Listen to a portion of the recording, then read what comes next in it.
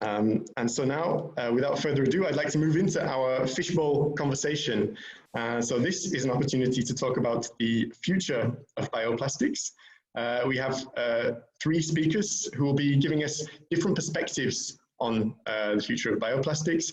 And you should bear in mind that this is an open conversation. So after we've heard from each of our speakers, we'd like to invite you to jump into the fishbowl and join the conversation. So please don't hesitate to use the chat for any questions, but also if you'd like to join in, you can use the raise hand tool, which you might have used in your breakout sessions. If you click participants and look in the bottom right of the screen, you will see this raise hand tool. So please don't hesitate to raise your hand and I will invite you to join in the conversation. But first, I'd like to introduce our first fishbowl participant. So this is Amparo López Rubio from CSIC, SUSPLAST. And yeah, I'd like to hear a little bit from you, Amparo, about how you see the future of bioplastics. Hi, Michael. Good morning, everyone, and thanks a lot for inviting me to participate in this interesting format of discussion. So the thing is that bioplastics still represent a very small market share, but I think that we really should make them grow. I mean, it's true, and it's been said along this morning that how would we deal with the waste streams of these new plastics is still under debate. But at the end, what we have seen is that the huge amount of petrol-derived plastics that we are dealing with nowadays is not sustainable. We have big environmental problems. We don't know if we will have also some health-related problems, because as we have already seen, they convert into microplastics, which they go to the environment and they end up even in the food chain. So we end up eating these plastics and we still don't know what are the consequences of eating those plastics. So at the end, we really need an alternative.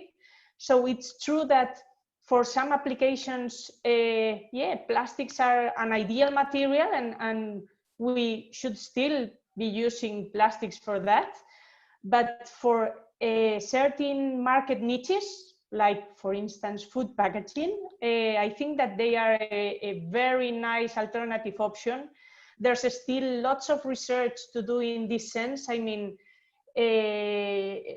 like this morning, Tristan was talking about what would be the ideal sources for those bioplastics. It's true that they cannot compete with food-derived sources, because at the end, we are just tackling one problem to create another.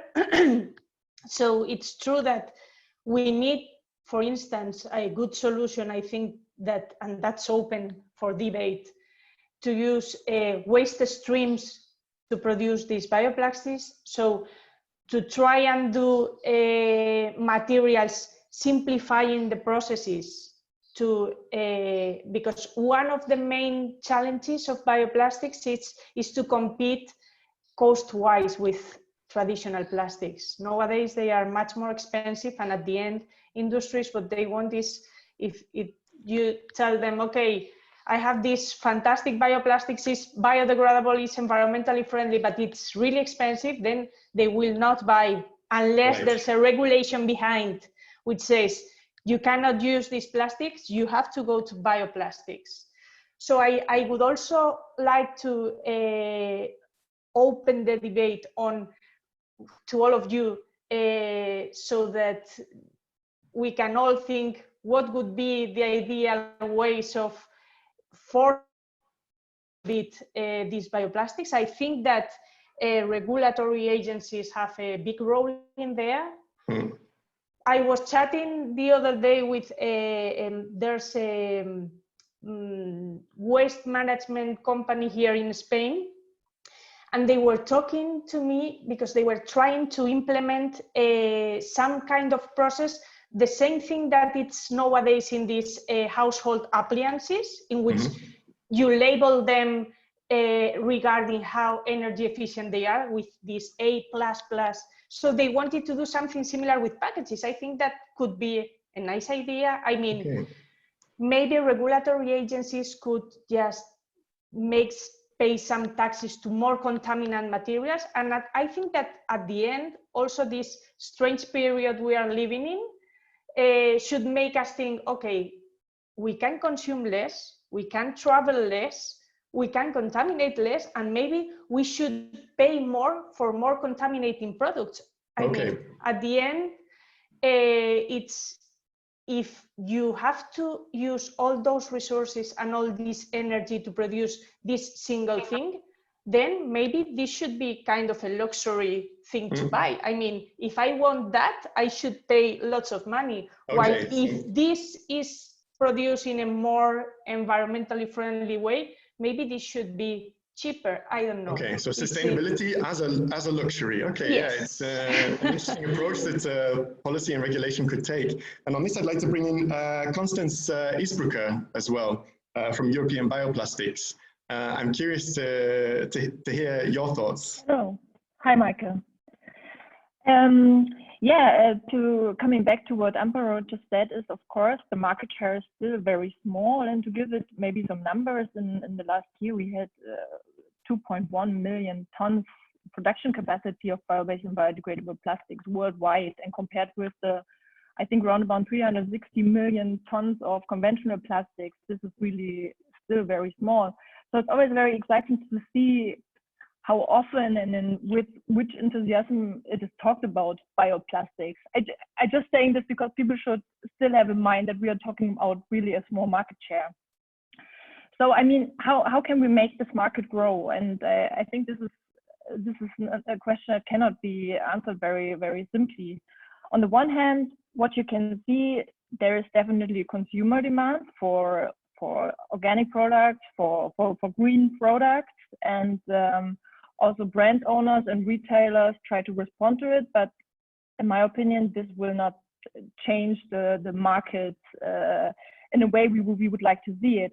I think the biggest impact will always have policy regulations. We have seen in the past years that in countries where policy made regulations in favor of bioplastics and the regulations were adopted well, then the market started to grow and the production of bioplastics started to grow.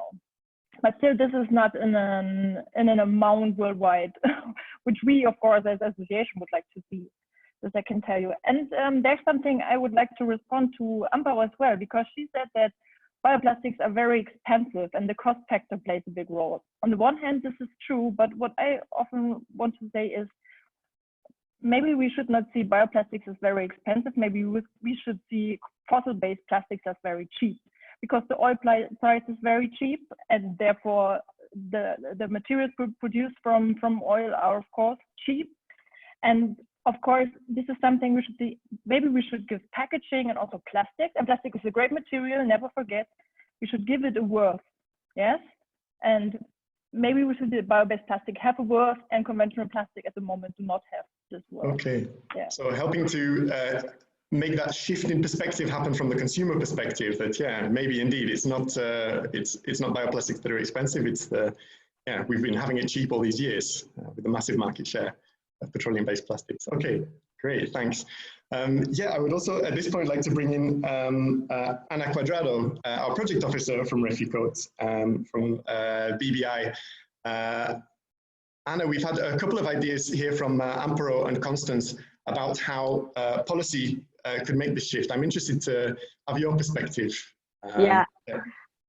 Okay, good morning, everyone. And well, I cannot speak on behalf of the policy makers, because BBI-JU is not a policy making body, it's a funding body. So what we are doing is to supporting research and innovation in the field of bio-based industries. And of course, the plastics is an important element on that. I could say that in that sense, for all our project portfolio that we have 101 projects running at the moment, around 30%, they are addressing challenges that you were discussing during the morning in relation with the use of bio-based plastics, like the performance. I mean, how we can increase the performance of these bioplastics compared with the fossil-based counterparts. I think this is very important, but also the cost efficiency and the competence of these products compared with fossil-based counterparts. One of the important elements is, I mean, we have, of course, projects with applications in packaging, but also the bio-based plastics, they have applications in construction, automotive, fibers, composites, textiles, so it's a huge market there. But it's also very important raise awareness on from the consumer's perspectives. I mean, we need to work more in better communicating what is the advantages of these bio-based products in general and bio-based plastics in particular.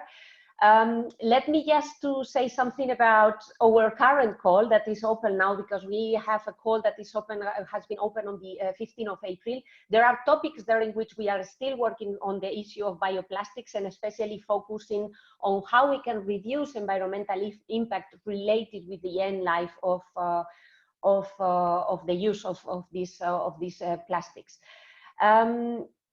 About the something that Amparo mentioned on relation with the use competition with land uses.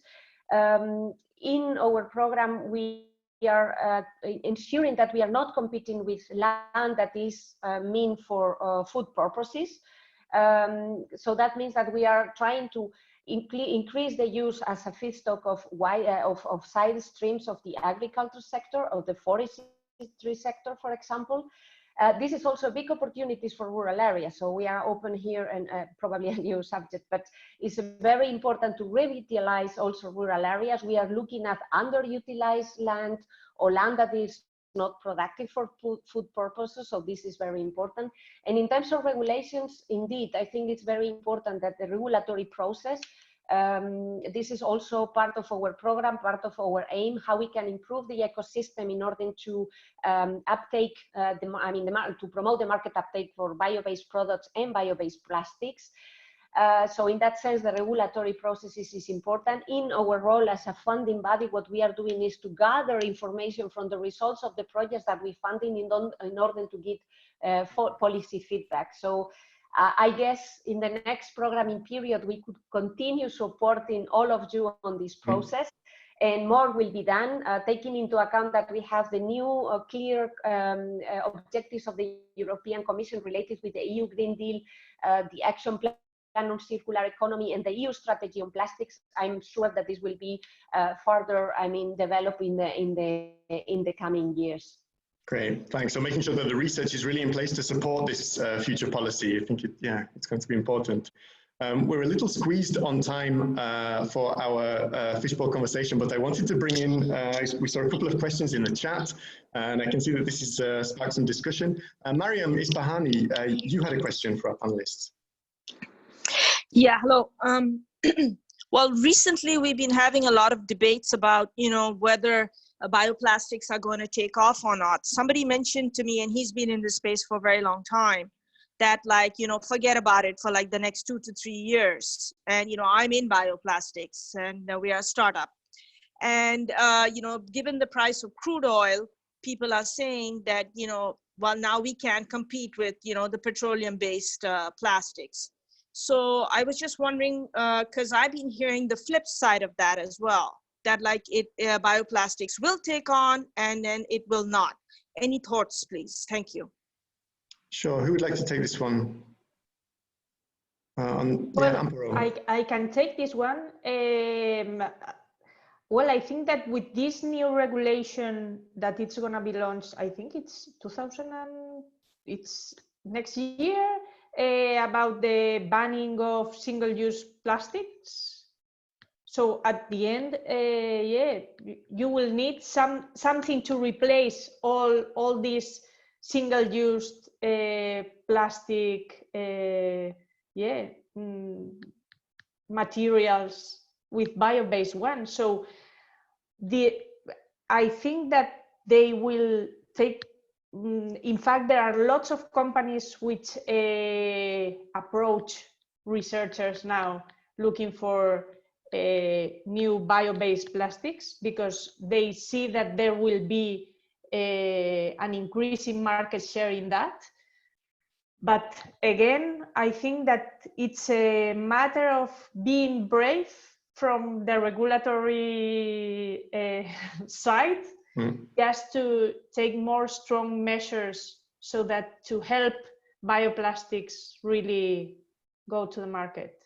Okay, so we acknowledge the challenge that is ahead of us, but yeah, by strategic policy acting early, perhaps that can push perspectives. Yeah. Yes. Great. Yeah, I'm really sorry to wrap this up. I would love to come back to the panelists to hear some more, but yeah, unfortunately, time is not on our side. Thank you very much to our panelists for your insights, and I'm sure this conversation will continue as well in our follow-up webinar. So thank you, Amparo, Anna, and Constance for joining us. Thank you for your questions, which we will also be taking into account